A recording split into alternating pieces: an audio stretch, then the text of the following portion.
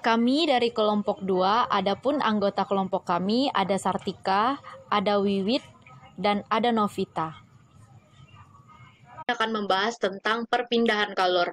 Nah, di sini perpindahan kalor yang kami akan bahas itu perpindahan kalor secara konduksi, kemudian ada perpindahan kalor secara radiasi.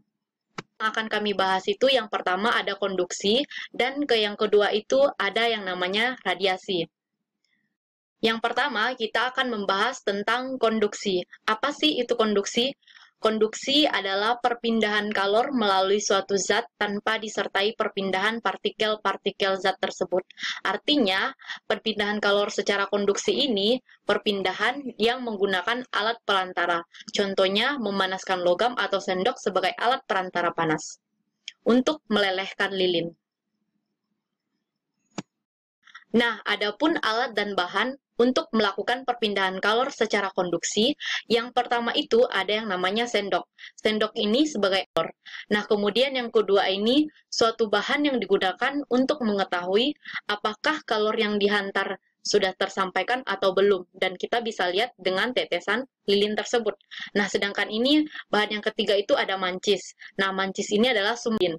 Nah, kemudian di sini ada bahan lengkap dari untuk proyek pengantar kalor secara konduksi. Kita akan menyaksikan proyek pengantar kalor secara konduksi. Adapun video tentang perpindahan kalor secara konduksi, selamat menyaksikan. Ini adalah proses perpindahan kalor secara konduksi.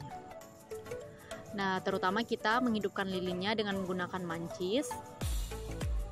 Nah, di sini ketika lilinnya telah menyala, kita menempelkan sendok di atas api dan kita memanaskan sendok secara perlahan dengan menggunakan api. Nah, di sini kita bisa lihat pada video ini lilin yang ditempelkan pada sendok yang telah dipanaskan dengan api. Nah, di sini kita bisa lihat reaksi pada lilin tersebut.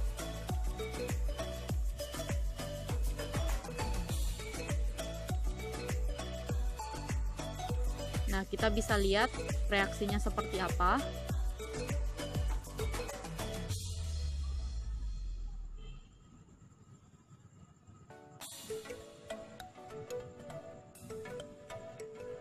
Maka semakin panas lilinnya, maka lilinnya akan meleleh secara perlahan.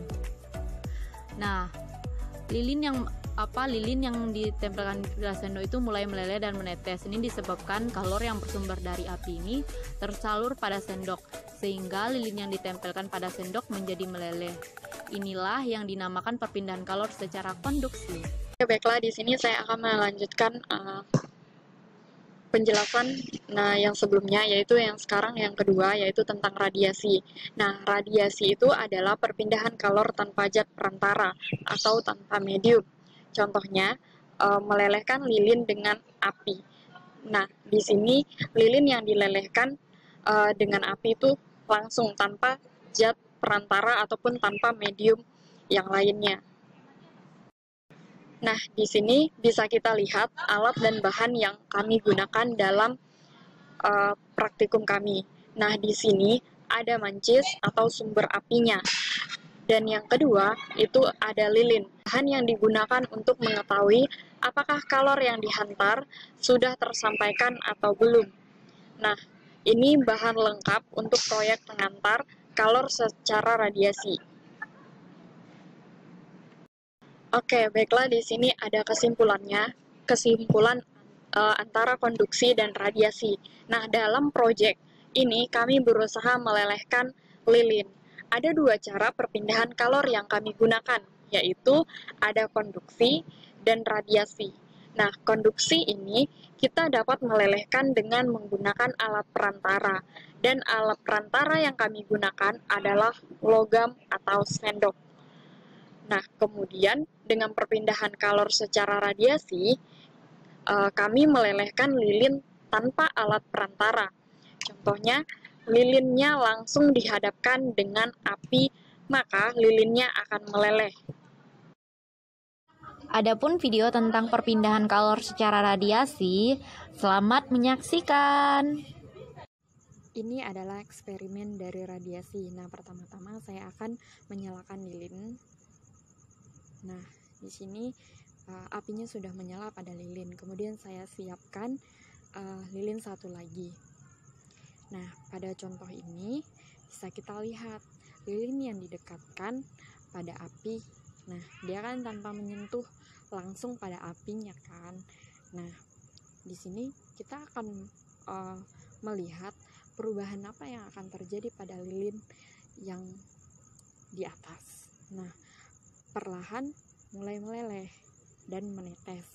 Nah, bisa kita lihat dia meleleh dan meneteskan. Nah, ini disebabkan kalor yang bersumber dari api tersalur pada lilin secara langsung tanpa medium atau perantara. Nah, inilah yang dinamakan perpindahan kalor dengan cara radiasi.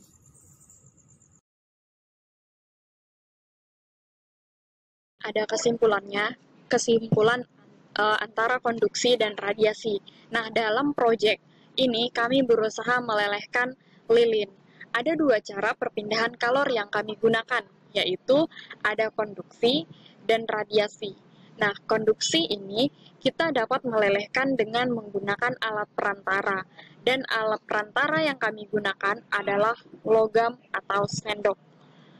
Nah, kemudian dengan perpindahan kalor secara radiasi, kami melelehkan lilin tanpa alat perantara. Contohnya, lilinnya langsung dihadapkan dengan api, maka lilinnya akan meleleh. Kami dari kelompok 2 mengucapkan terima kasih. Kami dari kelompok 2 mengucapkan terima kasih.